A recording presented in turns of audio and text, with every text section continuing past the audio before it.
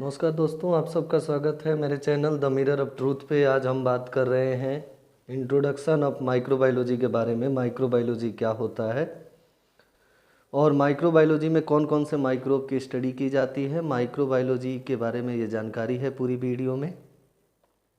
Scope of microbiology की बात करें तो माइक्रोबायोलॉजी जो है स्टडी ऑफ लिविंग थिंग्स है, जिसमें छोटे जीवों की स्टडी की जाती है जिन्हें हम बिना मैग्नीफिकेशन यानी बिना माइक्रोस्कोप के नहीं देख सकते हैं। जैसे कि बैक्टीरिया, फंगस, वायरस और पैरासाइट, ये सूक्ष्म जीव हैं यानी कि माइक्रोब्स हैं, जिन्हें जर्म्स भी कहा जाता है। जो माइक्रो ऑर्गेनिज्म है ये हमेशा नेकेड आई के द्वारा हम नहीं देख सकते, इन्हें माइक्रोस्कोप से देखा जाता है। कुछ ऐसे होते हैं जो हमें बीमारी पैदा करते हैं और कुछ ऐसे होते हैं जो हमें फ़ायदा पहुंचाते हैं। How can microbe B classified, microbe को कैसे बांटा गया है। तो लीवेनहॉक ने माइक्रोब को क्लासीफाई किया था 6 कैटेगरी में: fungus, protozoa, algae, bacteria, archaea and some small animals. ये क्लासिफिकेशन है जो एंटोनी वैन लीवेनहॉक के द्वारा क्लासीफाई किया गया था, जिन्हें फादर ऑफ माइक्रोबायोलॉजी भी कहा जाता है, क्योंकि इन्होंने ही सिंपल माइक्रोस्कोप की डिस्कवरी की थी, जिससे कि ये सक्षम हो पाया कि हम सूक्ष्म जीवों की बनावट या उनके आकार को आसानी से देख सकते हैं। ठीक है, उसके अलावा बात करें तो कार्ल लिनियस ने भी एक टेक्सोनॉमिक सिस्टम बनाया था, ये हम सबको पता है, जिसे टेक्सोनॉमी कहते हैं, जिसमें किसी भी जीव का नामकरण उसकी मॉर्फोलॉजी के आधार पर किया जाता है। फंगस की बात करें तो फंगस एक सूक्ष्म जीव है जो यूकैरियोटिक सेल से मिलकर बना होता है। इसके पास मेम्ब्रेन से बंधे हुए न्यूक्लियस पाया जाता है, जिस मेम्ब्रेन को न्यूक्लियर मेम्ब्रेन कहते हैं, और ये फूड दूसरे जीवों से प्राप्त करता है। फंगस के पास सेल वॉल पाया जाता है जो चिटिन का बना होता है।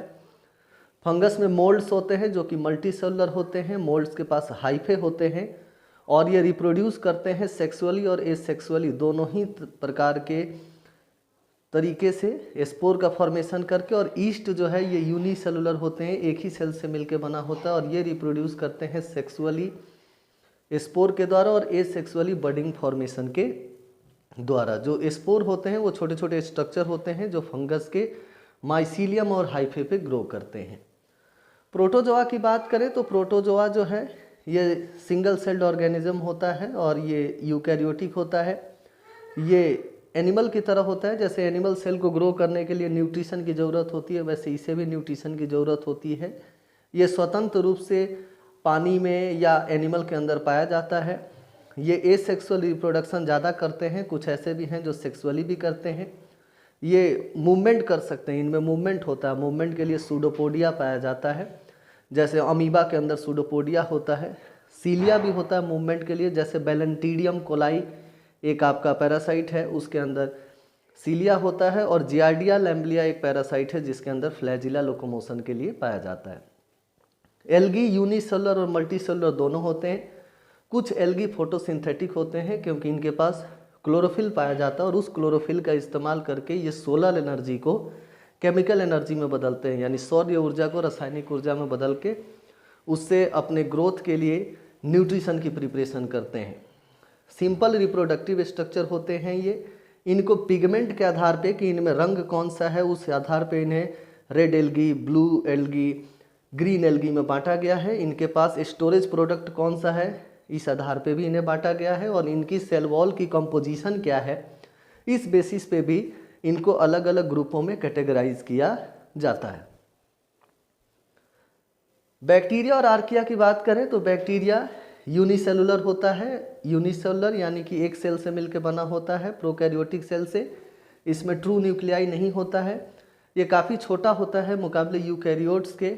एंड फाउंड एवरीवेयर, जहाँ पे मॉइस्चर होता है, जहाँ पे एक्सट्रीम इन्वायरमेंट होता है, जैसे कि कई बार वाटर वेंट में, या जहाँ पे टेम्परेचर काफ़ी ज़्यादा है या जहाँ पे टेम्परेचर काफ़ी लो है, जैसे स्नोफॉल एरिया में भी बैक्टीरिया पाया जाता है। एंड यह एसेक्सुअली रिप्रोड्यूस करता है, जिस प्रक्रिया का नाम बाइनरी फिजन है, जहाँ पे 1 से 2 बैक्टीरिया बनते हैं। बैक्टीरिया का सेल वॉल पेप्टिडोग्लाइकेन से मिलकर बना होता है। आर्किया का जो सेल वॉल है वो पॉलीमर अदर देन पेप्टिडोग्लाइकेन से मिलकर बना होता है। रेडीज ने एक एक्सपेरिमेंट किया था कि एक थ्योरी थी स्पॉन्टेनियस जनरेशन थ्योरी की माइक्रोब सड़े गले पदार्थ से उत्पन्न होता है, जो कि एरिस्टोटल के यानी अरस्तु के द्वारा दी गई थी। तो इन्होंने कुछ मीट लिए थे और मीट को जब इन्होंने बंद किया था तो जो बंद था उसमें मैगोट्स डेवलप नहीं हुए थे, लेकिन जो खुला था उसमें मैगोट्स डेवलप हो गए थे। यानी जहाँ पे फ्लाइज एंटर कर रही थी, मक्खियाँ एंटर कर रही थी, वहाँ पे माइक्रोब ग्रो था, लेकिन जो बंद था उसमें ग्रोथ नहीं हो रहा था। तो जो थ्योरी थी उस पर शक होना शुरू हो गया कि अगर से स्पॉन्टेनियस जनरेशन थ्योरी, जिसका कहना था कि माइक्रोब सड़े गले पदार्थ से उत्पन्न होता है, तो इन दोनों ही जगह वो उत्पन्न होना चाहिए, लेकिन केवल ओपन वाले में ही उत्पन्न हो रहा था। इसके बाद लुईस पास्चर ने एक एक्सपेरिमेंट किया जिसको स्वान नेक फ्लास्क एक्सपेरिमेंट कहते हैं।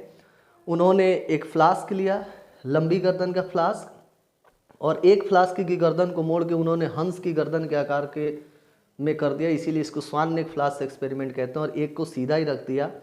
और दोनों में इन्होंने बीफ के ब्रॉथ भरे, या कह सकते हैं कि बीफ के, गाय के मांस से बना हुआ इन्होंने सूप इसमें भरा। दोनों को हीट किया बॉटम से, और हीट करके कुछ महीनों तक रख दिया। कुछ महीनों बाद इन्होंने देखा तो जो लंबी गर्दन वाला फ्लास्क था, जिसकी गर्दन मुड़ी हुई नहीं थी, उसमें हमें बैक्टीरियल ग्रोथ दिखाई दे रही थी, लेकिन जो मुड़ा हुआ था उसमें बैक्टीरियल ग्रोथ दिखाई नहीं दे रहा था। तो जो स्पॉन्टेनियस जनरेशन थ्योरी का कहना था कि माइक्रोब सड़े गले पदार्थ से उत्पन्न होता है, तो उस थ्योरी के अकॉर्डिंग इन दोनों ही फ्लास्क में सड़ा गला पदार्थ था, तो दोनों में ही माइक्रोब उत्पन्न होना था, लेकिन माइक्रोब किसी एक के अंदर ही उत्पन्न हुआ। तो ये थ्योरी बिल्कुल गलत साबित हुई लुईस पास्चर के स्वान नेक फ्लास्क एक्सपेरिमेंट से। माइक्रोब्स जो हैं वो हमारे डेली लाइफ के लिए भी काफ़ी ज़रूरी हैं।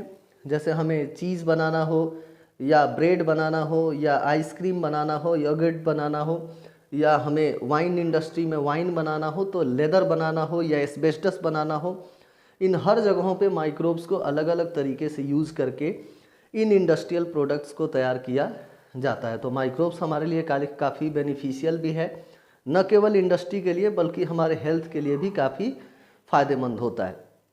माइक्रोब्स के बारे में जब हमें पता चल गया कि ये डिजीज़ कॉज कर सकता है, तो उसके बाद जो पास्चर थे उन्होंने जर्म थ्योरी ऑफ डिजीज़ बनाया, और रॉबर्ट कच ने स्टडी किया कि एंथ्रेक्स एक बीमारी है जो बेसिकली कैटल्स में होती है, जो बैसिलस एंथ्रेसिस नाम के बैक्टीरिया के द्वारा होता है। तो उसके लिए इन्होंने जर्म थ्योरी ऑफ डिजीज़ बनाए, यानी बीमारियों की उत्पत्ति का सिद्धांत, जिसमें कहा गया कि एक विशेष बीमारी विशेष सूक्ष्मजीव से होती है। That means the specific disease is caused by a specific microbes. और दूसरी चीज़ बताई गई कि the suspected microbe is isolated from patient, कि हम पेशेंट के शरीर से ही सस्पेक्टेड माइक्रोब का सैंपल ले सकते हैं in terms of body fluid, यानी कि यूरिन के रूप में, ब्लड के रूप में हम सैंपल ले सकते हैं। एंड तीसरी बात बताई गई कि allow to grow in pure culture, हम उसको प्योर कल्चर में ग्रो कर सकते हैं। और चौथी चीज़ बताई गई कि now you can identify the microbes, आप माइक्रोब्स की पहचान कर सकते हैं चौथे स्टेप में, और नहीं कर पाए तो आप पाँचवें स्टेप में कर सकते हैं। तो आज के टॉपिक में इतना ही बात कर रहे हैं हम। अगले वीडियो में फिर हाजिर होंगे एक नए टॉपिक के साथ, एक नए स्टडी के साथ। Thank you.